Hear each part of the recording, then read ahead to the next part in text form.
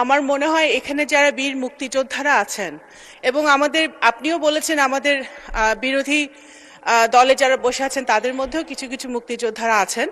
আপনারা তাদের নামের আগে, আমাদের সবার নাম যখন বলা হয়, মুক্তিযোদ্ধাদের নাম, তাদের নামের আগে যদি বীর মুক্তিযোদ্ধাটা বলা হয় এবং তারপরে নামটা বলা হয়, তাহলে মনে হয় যারা ইয়াং জেনারেশন আছে, নতুন প্রজন্ম, তারাও জানতে পারে এবং মুক্তিযোদ্ধাদেরকেও একটা সম্মান দেওয়া হয়। সংসদের ভেতরে যদি আমরা এটা চালু করি, সংসদের বাইরেও এটা আমরা বলতে পারবো, করতে পারবো। ধন্যবাদ। মাননীয় প্রতিমন্ত্রী ইতিমধ্যে মুক্তিযোদ্ধার সংজ্ঞায় কিছু পরিবর্তন এনেছে, যেটি এই সংসদও অনুমোদন দিয়েছে। সেটি হলো মুক্তিযোদ্ধা যিনি অস্ত্র হাতে যুদ্ধ করেছেন, বাকিরা সবাই মুক্তিযোদ্ধা সহায়ক। এই সংজ্ঞা পরিবর্তিত হয়ে গিয়েছে। এখানে কজন অস্ত্র হাতে যুদ্ধ করেছে আমার জানা নাই, তবে সাধারণত সংসদে আসন ভিত্তিক পরিচয় দিয়েই আমরা আলাপ করে থাকি। মুক্তিযোদ্ধা পরিচয় এখানে উজ্জ্বল থাকে।